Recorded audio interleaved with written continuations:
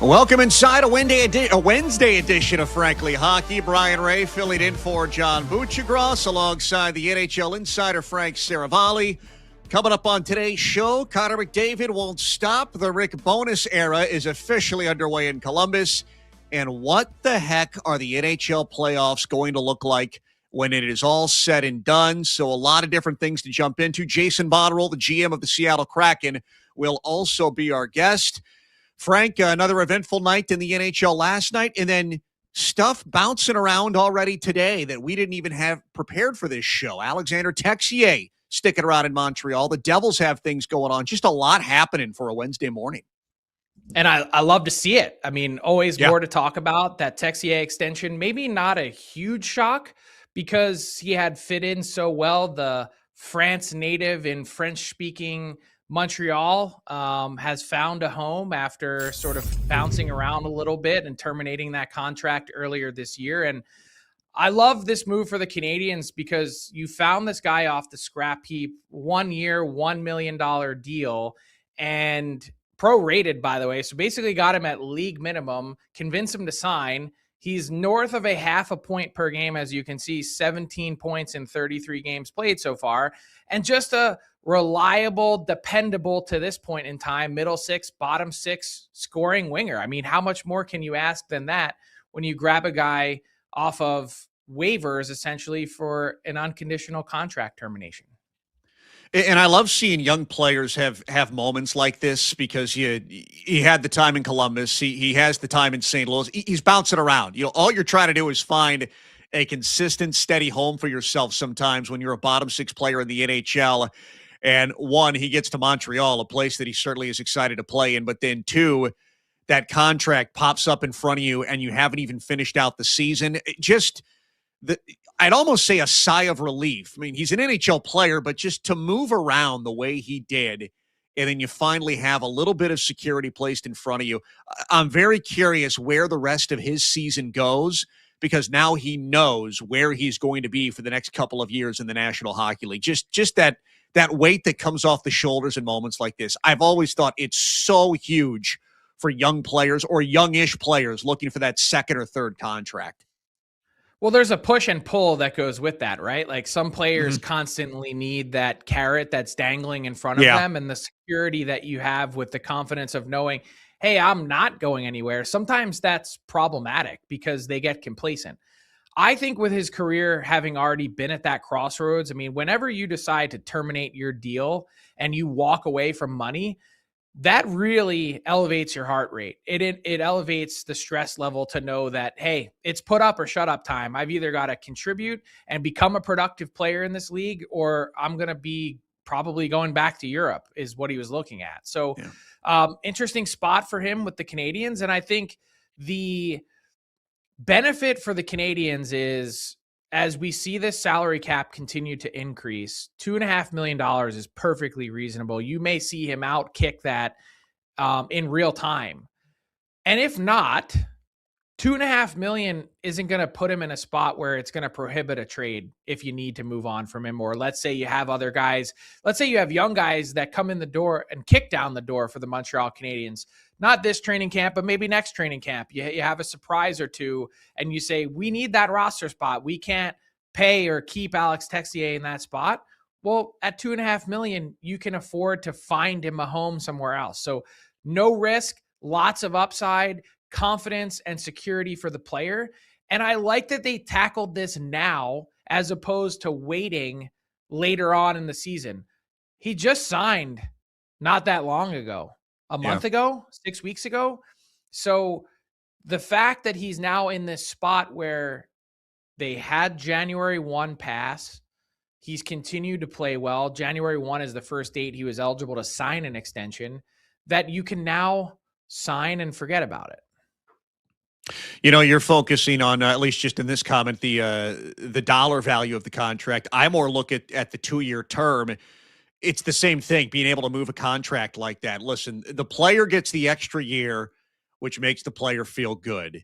But if you did have to move that body a year or two for now, that's a short-term contract that also becomes much more flexible for a team that would take a player like that. So it really does seem to work out for both sides, both in term and in dollar value. And yeah, it's almost, you're not buying low, but you're kind of like, listen, we're going to buy you right now, but we're going to buy you at a nice price for you right now. And then we kind of hope we both get something out of this. Maybe your value goes a little bit over the contract at the end of it, but we're going to pay a little bit over your value maybe in this moment right now when he signed that contract or that prorated deal when he came over from St. Louis.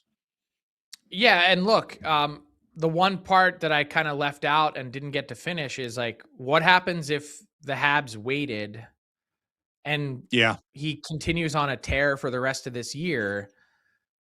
Well, he's happy in Montreal, sure, but does someone entice him on the free agent market? Or how much more does it cost Montreal if they decide to wait? So, look, not a franchise-altering decision by any stretch of the imagination, and I don't want to make too much of this signing, but I just think this is a smart piece of business, and the way that I envision how the Montreal Canadiens have done their business over the last probably since Kent Hughes and Jeff Gordon took over is they're just stacking 2%, 5% wins and allowing that to compound.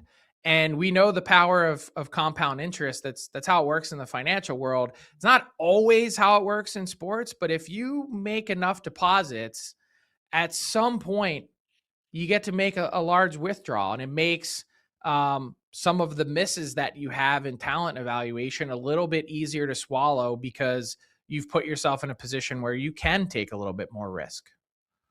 Yeah, the whole is certainly becoming greater than the sum of its parts in Montreal with the way things have been rolling out. And since we're talking about teams doing business, it seems like people in New Jersey, they want to know when the Devils are going to do some business. And they called for a press conference, I think, to answer questions, just to check in. What's happening here? The volume has grown so loud around this team that in the past few weeks, you've seen a lot of general managers do media availabilities as sort of that mid-season check-in point. But in this case, Tom Fitzgerald, their general manager, opened up his media availability today with reporters by saying, look, the mess that this team, I'm paraphrasing, but the mess that this team is in is squarely on me. So he took responsibility for it. There's a lot to sift through, whether it's Dougie Hamilton or the push to try and get Quinn Hughes or the status and state of this team and their inability to have depth scoring. Their goaltending has struggled. The question marks potentially surrounding Coach Sheldon Keefe.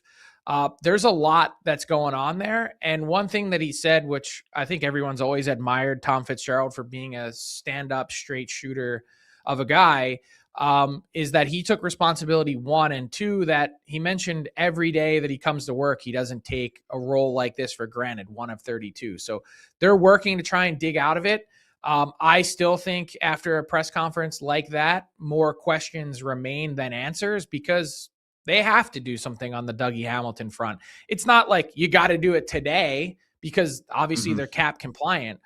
But whatever they want to do moving forward, on one hand, you've got to address that situation because you won't be able to do that with a couple $9 million defensemen, particularly one that you feel like had played himself into a healthy scratch. And two, there's clearly something off with this team in terms of their mojo and the way that they come together. That is a tough situation on a number of different fronts. One, you're broadcasting to a player who you've asked to waive his no trade. We don't want you here anymore. And two, there's got to be other guys on the other side of that coin in that room that are saying, this is the guy who vetoed a trade that we couldn't get Jack and Luke's brother in here. So that's a really uncomfortable dynamic that they've got to sift through. And I would suggest that moving on from Dougie Hamilton and getting that situation rectified sooner rather than later is the best course of action. Yeah, I think the tough thing is every other GM knows they're trying to move a body out, and they're not going to give them a break on just about anything to try to acquire something like that. But you're right. The status quo in New Jersey clearly is not working. We have enough data at this point from a couple of years ago when they had made the playoffs and had that nice little bump. but it's just not working. What is working with the Edmonton Oilers is Connor McDavid. I mean, the dude did it again. We're up to 20 now on the point streak for Connor McDavid, and it's Connor McDavid. Yes, I don't know. I'm not surprised that he has a 20-game point streak, even though this is just incredible of what he's done. But I think the bigger thing for me is the Oilers are now 12-5-3 during this run that he's been on for them. So as Connor McDavid has been going, this is what the Edmonton Oilers do. Slow start, and then they just slowly creep their way up into the top 3, now the top 2, and possibly first overall in the Pacific because they are tied in terms of points with Vegas. Yeah, and I think just important to point out some context here. He's the 4th player. So this is his career best point streak at 20. Mm-hmm. He's the 4th player in the salary cap era to hit a 20-game streak. These are the guys you see Patrick Kane twice, so that makes him the 4th. But he's on track to have the best point streak in the salary cap era because he's going to surpass, I would imagine, 50 points. I mean, just mathematically, you'd have to get to 50 in 24 games to keep the streak going. But he's going to pass Sidney Crosby for the best point streak in this era. And so I think, and Alex, if you flip back to the numbers that he's put up in this run, like B-Ray, the thing that gets me is like, this is a good season for some players. 46 points in 20 games. For Alexandre Texier, it's a good season. Yeah. That gets him a new deal. Way less than that. 17 points got him $5 million. And this is a 1 calendar 6-week run, 5.5 week run that we've seen just since December 4th. These numbers are off the charts. He is playing his best hockey that he's played, I believe, in 2 years. And this is a guy that I think is going to give Nathan MacKinnon not just that run for maybe one of the best Art Ross races that we've seen in a while when you consider the caliber of players, but why not? Can he put together a run for the Rocket? He definitely can. And I mean, it's Connor McDavid. It's funny. It's a career high, but I'm like, I don't know. I'm not surprised that he scored in 20 straight games. The bigger thing for me is when the point streak began, Edmonton was out of the second wildcard spot. They had 2 or 3 teams in front of them, and now they are essentially going neck and neck with Vegas for the top of the Pacific Division. Now, looking at things, it's been the usual suspects, like McDavid's on that top line with Hyman and with Nugent Hopkins. Draisaitl and Bouchard, they've also been contributing over this 20-game run. I feel like for the Oilers as a team, can they make that next level push, and can they get a little more down their lineup behind the usual crew to try and pass Vegas and maybe put themselves back in position to win the Pacific Division? McDavid has done his part. He's like, guys, I've got you back to the starting line. I've got you dead even with Vegas. Now we need to reset, and we need to push ourselves back into the top of the Pacific. And I think they'll find that just by sheer brute force, which is essentially what they're doing. I'm just not confident that the rest of their lineup will, outside of the usual suspects and contributors, will find it. I don't think they have the goods. And can they play better defensively? Yes. Can they get better goaltending? Yes. But Zach Hyman, 16 goals in 28 games this season. And we'll talk about Team Canada in a second with relation to Brayden Point.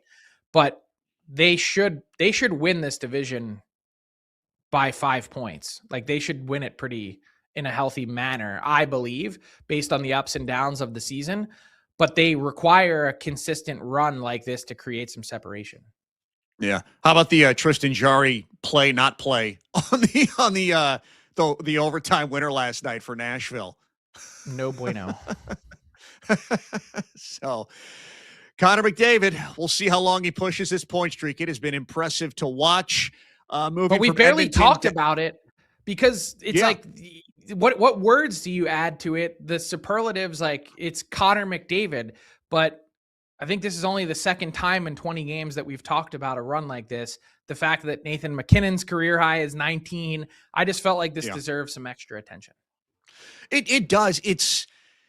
it's funny getting spoiled. Like, it's kind of just, yeah, this is the norm. In the regular season, Nathan MacKinnon's going to do something special. He's going to go on some crazy point run. McDavid's going to do the same thing. Every now and then the season comes where they're on pace for 50 or 60 or 70 goals or 150 or 160 points. And maybe it continues, maybe it cools off, but like 120 points year in and year out for Nathan MacKinnon and Connor McDavid, to me, it's just the norm. It's a Wednesday. That's kind of what it is with those two now. I don't need to take you back super far, but Jamie Benn leading the league with 87 points that year. Yeah. What was that? What year was that? 2014, 15? I think it was 14, 15. Yeah. Yeah. I mean, I thought for a while that we weren't going to see 100-point scorers in the NHL anymore. Like, that was in peril. Yeah. And Ben had to score like 4 points on the final game or whatever to get that thing locked up. To win the scoring title, yep. Yeah. So, listen, from Edmonton to Columbus, Ohio, the Rick Bowness era has officially kicked off with the Blue Jackets. Gets the first win last night, 37 fist pumps before the game.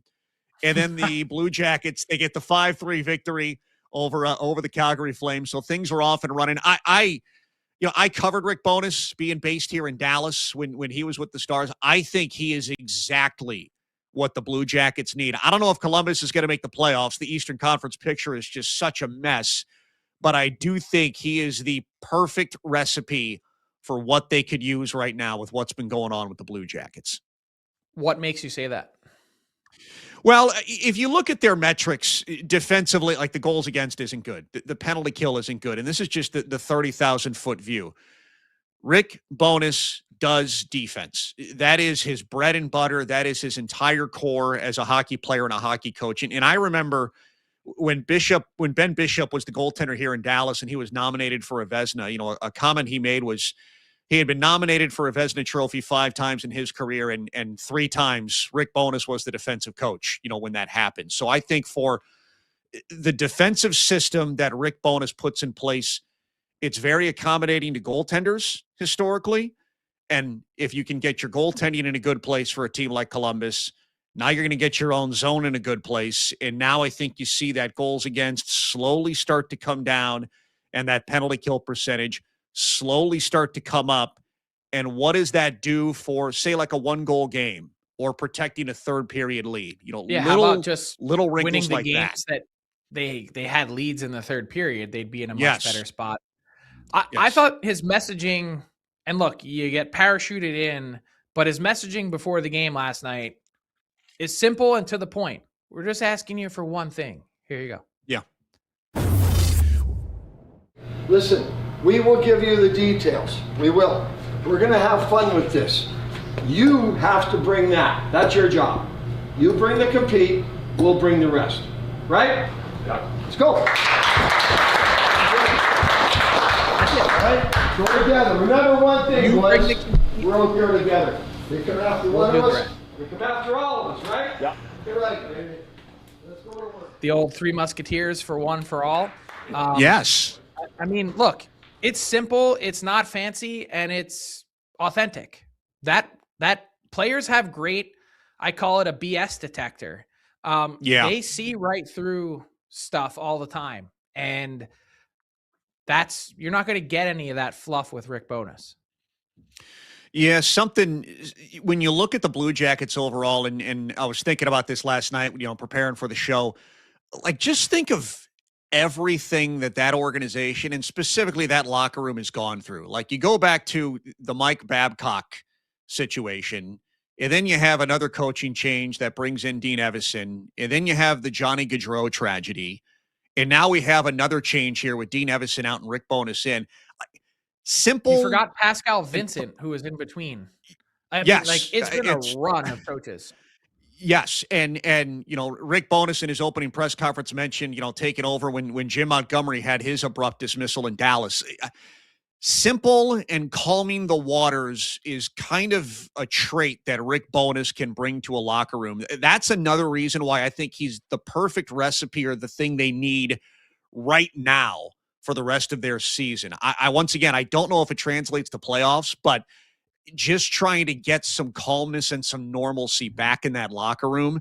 he's the perfect guy for this. And 6 of their next 7 are at home. So they have practice time to go through whatever tweaks or changes or video that they want to try and implement early on. They don't have to worry about travel days and going in and out of cities. Like, they're at home for the next short-term 6 out of 7 games to try and manage this. Yeah, makes sense. I just worry or wonder if the calming effect that he has, which is great, he's only signed through the rest of the season. So if you're then changing the messaging again, or does he want to come back and continue to coach? Like, it's kind of a lot of change to not have that next guy locked in, is my only response to that. Yeah, if you're Don Waddell, though, I think you're just trying to figure out, what does the next month look like, just with the way everything's gone. But that's not how you run a hockey team. That's not how you run any business. You need long-term vision and planning. And not to say that he doesn't have it, but clearly they're just kind of winging it for right now. And that can be also an uncomfortable place to be. Yeah, so it's the Rick Bowness era is off and running, and Columbus is going to be an interesting team to watch here in the Eastern Conference playoff push as things move forward. Not quite turmoil, but since we're talking about head coaches, how about the comment during the press conference from the Baltimore Ravens owner and the potential coaching candidates available there? Yeah, this was such a Steve, great I just had these reports that Mike Tomlin has got terminated or stepped down. I'm sorry, Mike. Mike Tomlin stepped down at Pittsburgh. He did? Is it official? That's what I keep hearing. So, is he a candidate here? Holy shit, Mike. Wouldn't that be awesome?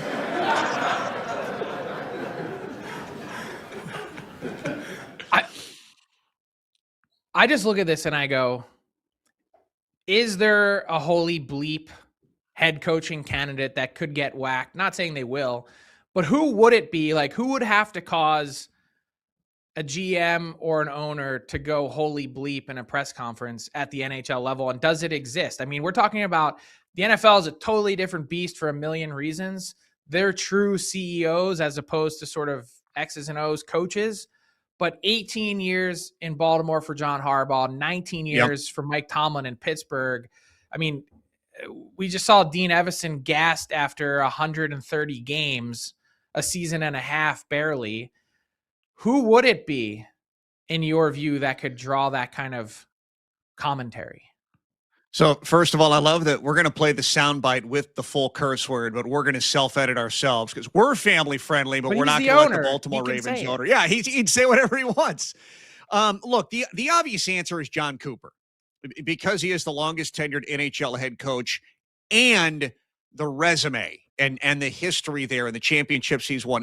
Whenever the day comes that John Cooper is not the head coach at the Tampa Bay Lightning, I think that is going to be one of the biggest stories in the NHL for whatever year that finally occurs, just because of everything he's done. Now, is it going to be a step down situation, or is it going to be he has been relieved of his duties situation?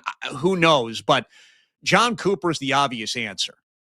Doesn't look like he's going anywhere anytime soon. The Tampa Bay Lightning winning a franchise record 11 in a row.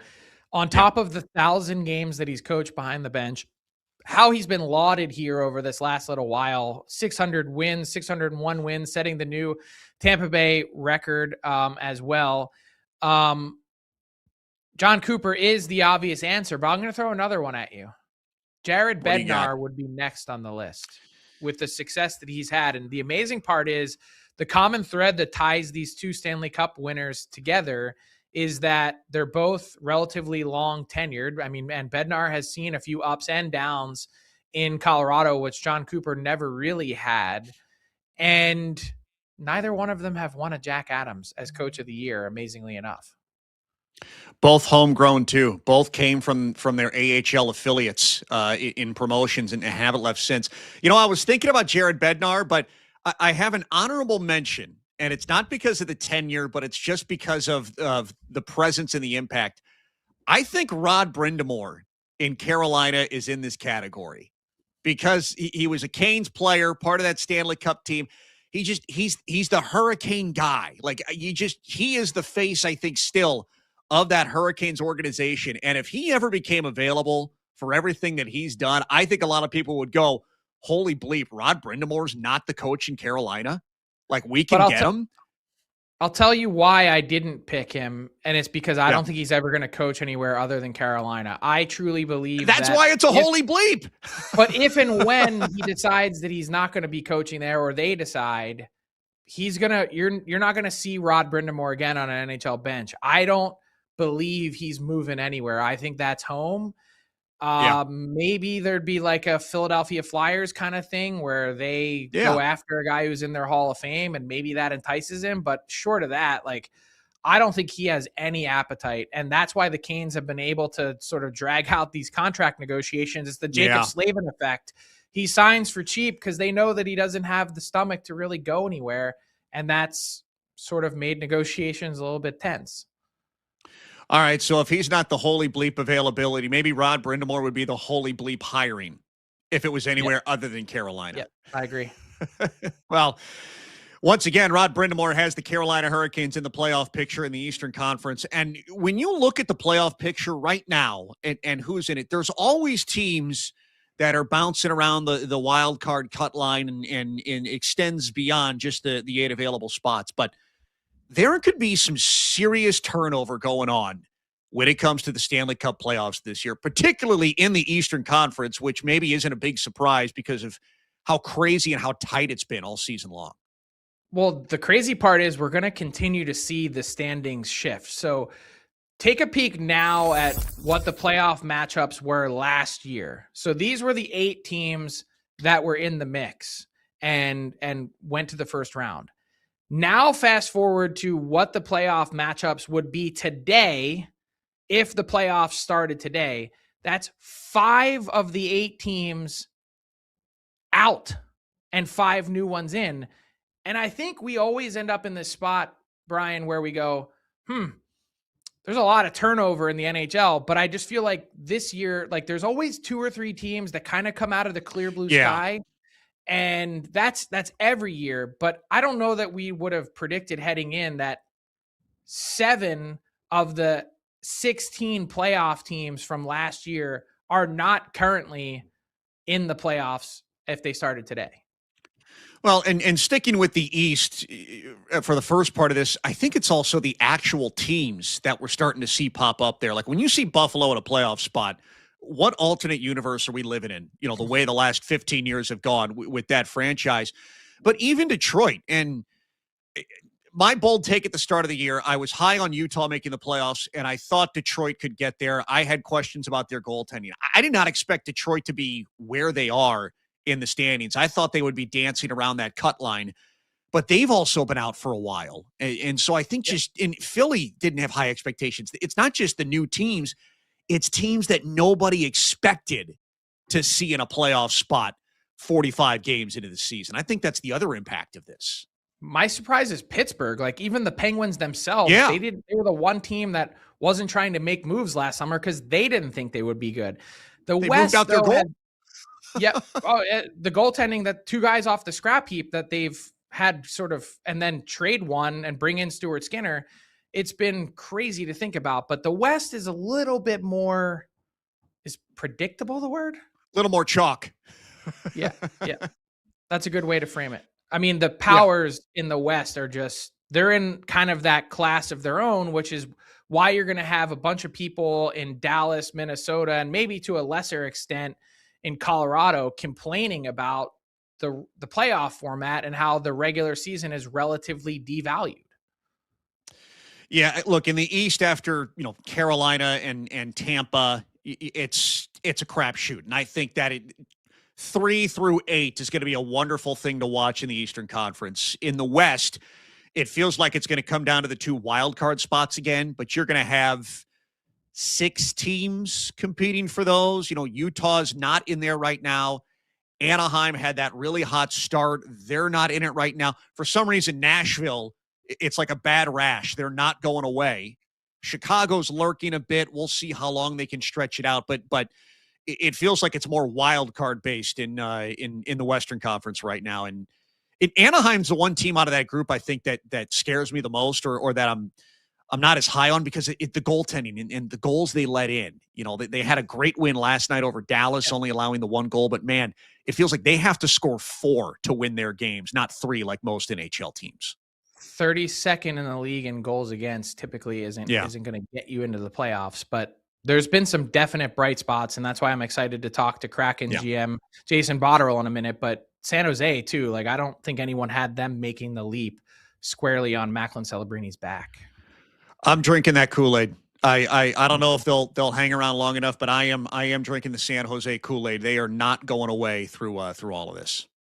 Yep. Do you have a team that you're not high on or that you think is going to be the surprise in the East or the West that's going to be in the playoffs? I do think that San Jose is going to hang on and get in. I think they could be that third team in the division. I'm curious to see how many Central teams end up grabbing wild card spots. Will Utah get one? Yeah, that's going to be wild to see. From the NHL playoffs to the upcoming Olympic tournament, and we knew there would be some type of adjustment or change, but Team Canada, they've got the Brayden Point injury they're dealing with right now, and I think it begs the question, Frank, who could be the next guy up for you if Brayden Point, in fact, cannot go in the Olympics? Yeah, and the update from John Cooper on Tuesday was 50-50, half positive, half negative. I mean, he said, well, his season's not over, which is great news for Lightning fans, but not so great news for Team Canada fans because, well, he's week to week and there's this giant question mark. Will he be able to play or not?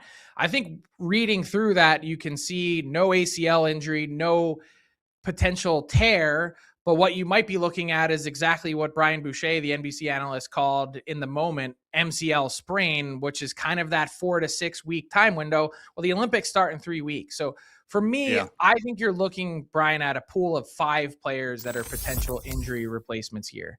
These are the guys that I have on my list. I think you could make a solid case for any of them. Team Canada has said it's going to be by style of player that goes out.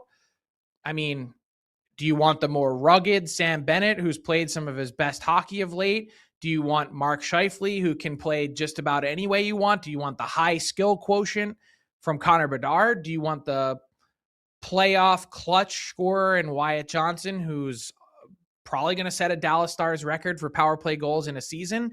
Do you want the Zach Hyman premier pressure player, forechecker in the league, even though he's not a center? All those things, there's something different that each element that these guys bring. I don't think you can go wrong. I would personally select Connor Bedard if Brayden Point can't go because I want the best skill possible. And I worry about the defense and everything else. Put him on a line with guys that play strong defense and the attention to detail you get from a guy like him, I think will take care of itself. You know, you mentioned Connor Bedard. When I look at that list, I think I key in on Sam Bennett because I do think of a down the lineup or down the forward group type of player. And Sam Bennett, Wyatt Johnston too. There's some penalty killing prowess to their two skill sets. I think Wyatt Johnston might be an Olympic cycle away from being a part of Team Canada. But the other element that always intrigues me with Sam Bennett, like I go to last year in Four Nations and everybody was questioning Canada's goaltending. And then Jordan Binnington gets the job. And it was always, listen, this guy shows up in big games. You know, the higher the heat gets, this guy seems to raise his performance. And we saw that with Canada winning the Four Nations. I feel like Sam Bennett has that trait a little bit. Like that's a proven playoff performer. So while it may have been an up and down season for him in Florida this year, I mean, the entire Panthers season has been up and down. It just feels like for me with Sam Bennett, you put him in that event, in that tournament, and that gene kicks in for Sam Bennett where you may see him find another level to his game the way he's done in previous playoff performances in his career. That'd be my guy that I'd look at right now for replacing Brayden Point. Look, I'm far from Pollyannish. Like I'm not a fence sitter. But like if you had made the argument for any one of these, like I think you're not going to get a retort from me. Like this is the reigning Conn Smythe Trophy winner. Like we're not talking about a guy who, you know, is struggling in any aspect of his game. So you can nitpick at all these guys too. Yeah. This is the struggle of Team Canada. There's just too much good talent. What are we going to do, Frank? It's an embarrassment of riches. Yeah. So it's pretty impressive what Canada has in their cupboard if Brayden Point in fact can't go. And that's another thing you were mentioning earlier, John Cooper in Tampa and the 10-11 game win streak. Brayden Point is now out with all the injuries they've had and the in and out of the lineup shifts. And somehow, I know I'm shifting things a little bit to Tampa Bay, but Brayden Point is a centerpiece player. Tampa Bay has had centerpiece players in and out of the lineup, and somehow they keep finding ways to win hockey games. Look, what they've done, not just with Brayden Point out, but with Victor Hedman out, with the defenseman that they've pressed into duty, it has been really impressive, the consistency that they've been able to find. And I guess, look, it's one of those situations where, look, you have a goalie like Vasilevsky that can cover up some ills. That's certainly going to help in the consistency department. But the defense that they've iced at varying points in time in Tampa has been not at all of what we'd expect, and they have not missed a beat. Perfect. Yeah, so when it comes to managing rosters through injuries and difficult situations and finding success, it's a tough job for a GM, but let's bring in our guest for today, Jason Botterill, the general manager of the Seattle Kraken, kind enough to jump on here on Frankly Hockey with us. And Jason, first of all, we appreciate the time, but first of all, for you, we were talking about the playoff picture and what could be, and the Seattle Kraken, they are firmly in that conversation in the Western Conference. How would you sum up the season in the Pacific Northwest right now for you? Well, no, I think we're pretty proud of our situation here right now and proud of how our players have responded. I think our season's gone in sort of 3 different stages. I thought we got off to a pretty good start, had a pretty good record heading into Thanksgiving, ran into some injuries right around Thanksgiving, losing Jaden Schwartz, Montour, McCann really hurt us from that standpoint. Went through a 1-9-1 stretch at the start of December, was able to turn it around, proud of our group being able to turn it around. And the last couple of weeks have certainly been fun here. And we're hoping to get Montour back into our lineup soon. We're going to have Stevenson back in our lineup tonight. Excited to see where this team can go here in the next couple of weeks. How much of this season, Jason, would you say has been dictated by some of the health issues that you've run into, like the inconsistency of who's in, who's out, missing big contributors for a team that for the first part of the year had struggled to score? I guess now that you've turned that around in the scoring department, how much of that would you say has been because of the health?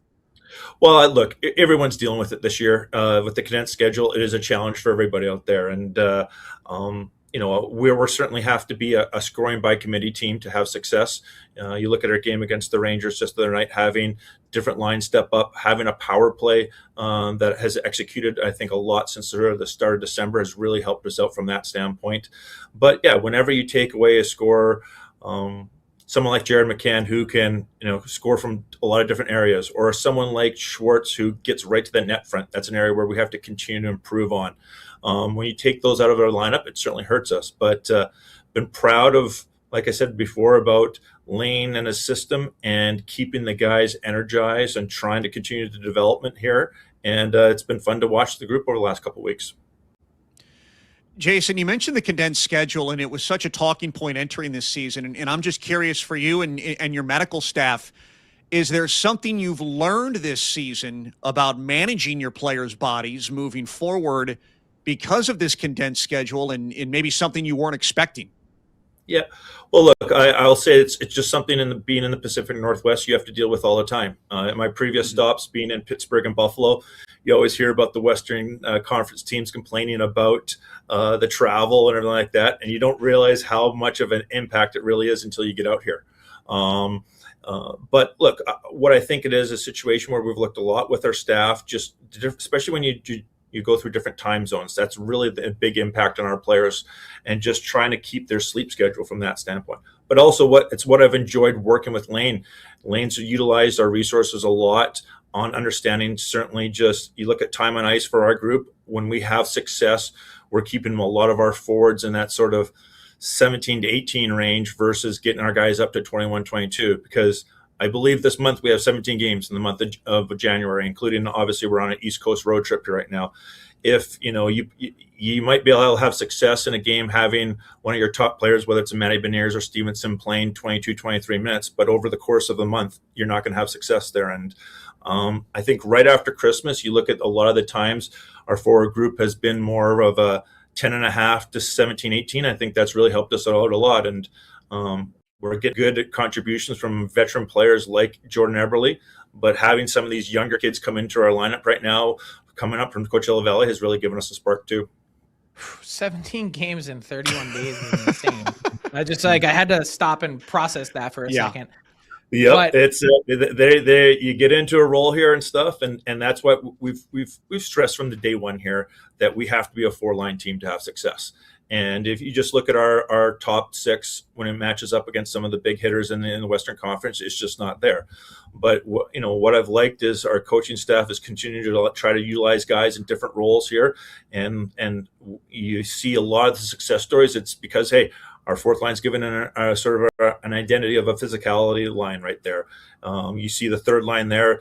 Berkeley Catton has popped the goals now. His first goal continues to develop. Shane and Jared, having a veteran player like McCann on the third line with those guys is invaluable. So, it's been helpful, and certainly we're going to get Stevenson back tonight, and he'll certainly sort of fit in that second line center role. So you mentioned the energy factor from Lane Lambert has been impressive. The deployment and managing ice time has been impressive. As you've worked with him over the course of the season, what else has stood out to you about the impact that he's made on this group? Well, I would say Lane has come as advertised. You go through an interview period with him, and both Ron and myself didn't have this long-lasting relationship with Lane, but he's delivered just as promised. There's an intensity about him. There's a real drive. I think you see it in our team on most nights. There's a work ethic, a consistent work ethic with our team, which is great to see. I think he's added a good defensive structure. Our goaltenders deserve a lot of credit, but I also think our D-corps and our forwards have done a good job of keeping a lot of the shots to the outside, which has certainly helped us for sure. And then probably the one thing that I've really enjoyed work with him is he's utilizing the assets, the resources we have within our organization. We touched on it earlier, just about sports science and our training staff on just about all the travel. But the next morning he's worked very closely with me and our development staff on some of these young players. When Berkeley Catton maybe wasn't scoring, what do we have to continue to work on his game? Even our star players, you look at a player like Matty Beniers, he's continuing to develop his game from an offensive standpoint. So that focus on, hey, what do our veterans need from a rest and recuperation, and what do our young players need from an on-ice development standpoint? It's been very good communication with him, and I've enjoyed working with him. So you're in an interesting spot here in that your team has clawed back into this playoff chase. You're holding down one of those spots today. And yet as manager, you're not necessarily just thinking about what's right in front of you. You're also thinking down the line. So as we get closer to the Olympic roster freeze and then the trade deadline, how will you manage that with some pending UFAs, knowing that this team has worked its butt off to try and put you in a spot to be successful this year? You want to give them every opportunity to compete for the playoffs, but you also need to manage your assets appropriately when it comes to the long term. How will you juggle that? Hey, it's going to be something that we constantly look at here. And we've certainly been in touch with the representatives for all our free agents. They understand it, but right now we'll have conversations as we go along closer to the deadline with them. But our main focus right now has been, hey, improving this team. How do we get focused on teams? And as we discussed before, having 17 games in the month, like, our players have to be focused on hockey here right now and stuff from that standpoint. But no, they've worked extremely hard to get back in the race here. We've also looked back on our history, having a player like Matty Beniers in the playoffs his second year. I believe he played 14 playoff games that year. That was an invaluable experience for him moving forward. We understand the importance of getting into the playoffs and what that can give to a Shane Wright or a Berkeley Catton or a Riker Evans on the back end. So it's something that we will continue to work hard to make sure that we're in that position. Jason, you've been through a couple of stops, as you were mentioning before, so you've got a lot of experience doing this job in this league. I'm just curious, how big of a factor is managing up as a GM? We always love to talk about the roster construction and that adventure of the GM job, but managing up, how big of a factor is that? Well, I think it's imperative that people at the very top are on the same page. And as the question you just posed about, free agents, and what is the plan moving forward. Like, you have to be in sync from that standpoint. And the good thing in Seattle is we have all these resources at our disposal. Having someone like Ron Francis, who's been through so many of these different scenarios too, is very helpful for myself. So it's imperative. Like, as much as we just went through our amateur scouting meetings last week, we have our pro scouting meetings next week. Managing with the rest of your staff and making sure we're all on the same page. It's the same thing when managing up to our ownership group to make sure they understand what our plan is and how we're going to move forward here to make the next step as an organization. Jason, we appreciate the time. Best of luck to you and the Kraken moving forward. It's going to be a exciting playoff race in the Western Conference, and you guys have been a big part of that. We appreciate it. Thank you very much. You guys have a great day. That is Jason Botterill, the general manager of the Seattle Kraken. And they have been an interesting story this year. I wondered, Frank, if they would fall off a bit, but they are, as you said, they have clawed their way back into this Western Conference wildcard hunt. They have, and I think what it speaks to for any team watching is the power of getting off to a good start. Remember, as we talked about the Colorado Avalanche and the run that they've been on this year, the Kraken didn't suffer their fourth regulation loss this season until I think November 4th. So they were able to really play well that first month. And remember I was talking earlier in the show about you make enough deposits that you can make a withdrawal every now and again. No one really had that 1-9 run on their bingo card for the Kraken based on the way that they started. But because of that great start, they're able to withstand that a lot better than a team that struggled out of the gate. And so that's allowed them to play themselves back into the mix. You need 7 to 10 good days now to do that in the standings, and they haven't gone anywhere since. So as they continue to add back bodies, that Stevenson news that he'll be back in the lineup tonight, that's going to go a long way in terms of helping keep them there. Yeah, boy, they had a good start. Utah did it. Anaheim did it, and it's why they've been able to hang on here in this wild card chase in the Western Conference side of things. Flipping back over to the East, you had some stuff out there last night, but obviously the Jaccob Slavin storyline has been a huge thing all season long for them, whether he's in or out of the lineup. What's going on with Jaccob Slavin and his possible scenario out in Carolina? Yeah, so it was kind of a cryptic tweet from the Carolina Hurricanes on Tuesday night, and I was like, well, what does that even mean? So I just wanted to check in, and since I sent out the update, a lot of people have said, well, hey, buddy, this isn't the NBA. Like, we don't do load management as a thing here. But Jacob's in a different situation. He's only played 7 games all year, and doctors have advised that he not play the second night of back-to-backs to clearly manage what I think is pretty apparently some kind of soft tissue injury. So he's working through it. They've asked him to not play in that second game of back-to-back. So per doctor's orders, he was not in the lineup last night. So interesting because we don't typically see that. I mean, take, for instance, just for comparison's sake, the Connor Bedard injury that he worked his way back from in relatively short order, that shoulder injury. He was back in the lineup on Friday night for Chicago, and the first question that Hawks fans were asking is, would he play Saturday night? Would he be back in again for the back-to-back? And their thought process is, if you're good for one game, you're good for all of them. Clearly, that's not quite the same with Slavin as they try and manage this, and they're also doing it in conjunction with Team USA ahead of the Olympics because their shutdown defenseman is also going to be asked to do a lot in high-leverage situations. I don't know if you saw the clip, but when Bill Guerin called Jaccob Slavin to let him know that he made the team, he mentioned this idea of you're going to be peaking at the right time health-wise. And so there's clearly some kind of plan here that we're finally getting some eyes on, that it's interesting that everyone seems to be on the same page. Man, he was so huge for Team USA in that Four Nations tournament last year. You'd love to have him at the healthiest he has been all season if you are Bill Guerin and Team USA for the Olympics. So Jaccob Slavin, obviously something to continue keeping an eye on with the Carolina Hurricanes. Moving up the East Coast, we have a new flavor out on Long Island brewing. And here's my question. All right, we've got the Matthew Schaefer inspired IPA beer that's being dropped here, right? So does it have to be non-alcoholic for the next 3 years? How does this work? I hadn't even considered It's that 18. part of it. I was more focused on the fact that they're calling it the Schaefer Daddy. I mean, as hockey nicknames go for an 18-year-old Not kid, bad. I kind of like it.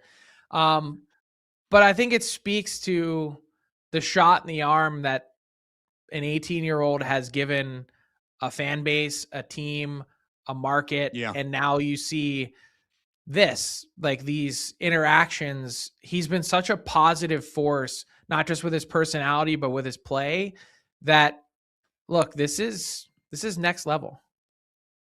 Well, and unfortunately, we're never going to be able to see it. But when I saw this graphic, I'm like, listen, IPAs are kind of an acquired taste. So we can't legally know if Matthew Schaefer gets to taste test his own beer. Like, we're never going to know that because he's 18 years old. Here's the thing, though. Maybe you say, like, Canada, maybe he just needs to, like, travel home Ship it up with there. a case of beer, and then you can taste it when you get there. There's always a legal loophole. All I want is this at some point, whether it's now or whether it's, when he's 21 here in the States. I want like a locker room celebration. I want Matthew Schaefer, after scoring a big goal, to give me the stone cold Steve Austin, hell yeah, and smack two of those beer cans together and then just guzzle. Yeah, just boom, the full shotgun style in the locker room. Like, give us that celebration at some point here now that the Schaefer Daddy IPA has become a thing on Long Island. Like, let's run this thing. The problem is some Nancy somewhere online is going to be complaining that he's not the legal age. Whatever. And how dare him have one?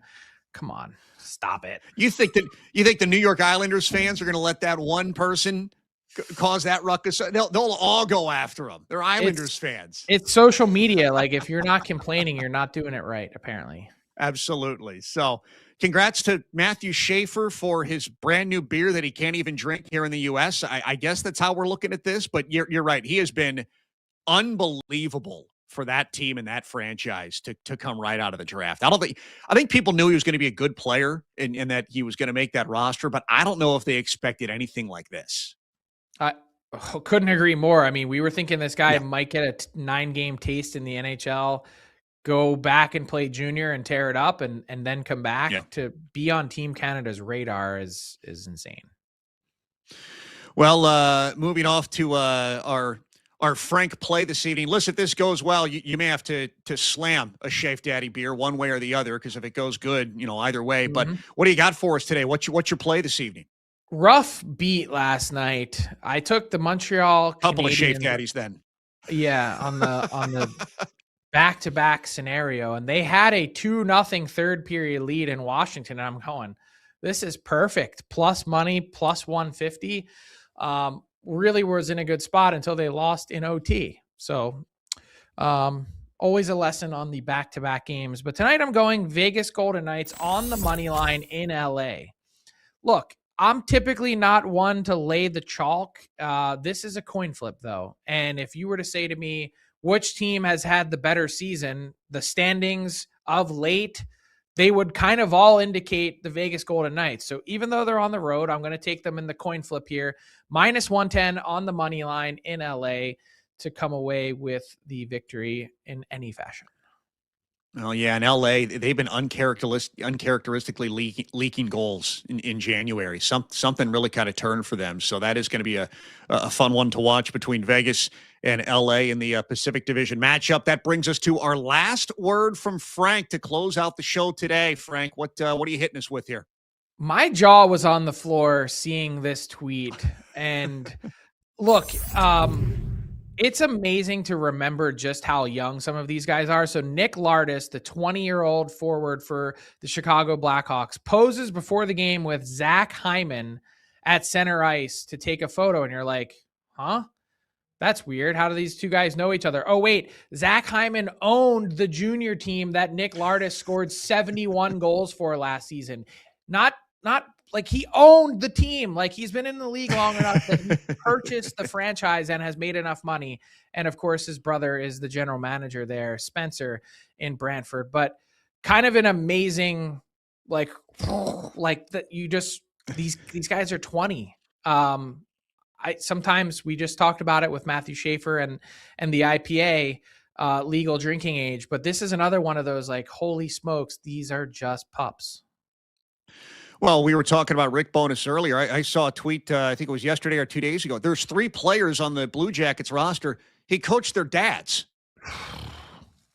Like, Yeah, like he coached Brian Marchment and then Mason Marsh. Mike But Sillinger. that's not that shocking. Like you go like Mike Rick Bowness Sillinger is and Cole 70 and he's Sillinger. been on the bench since the mid 1980s. Like that, you can understand that. It's this. This is a current player, owned the junior team of the guy that he's now squaring off against. And Zach Hyman isn't even old. Zach Hyman should have run him. Just run him in the first period. Say, I still own you, kid. That's what should have happened. So, on the line. Frank, it was fun to jump on with you. John Butchergross is going to be back with you for the rest of the week, but good to catch up. I enjoyed this today, and I don't think I've had a chance to tell you Happy New Year with everything as we're into January here. Yeah, you can't do that. It's against the rules. Seinfeld said once you get past January 5th, that anyone offering any Happy New Year's, not okay, not kosher. No, that's fair. The Seinfeld rules of law do supersede anything else, and I think that's a perfect note to end things on here. As always, Monday through Friday, 12 Eastern, 11 Central, here on Victory Plus. You can catch Frank Saravalli and John Butchergross on their editions of Frankly Hockey. Enjoy the games tonight.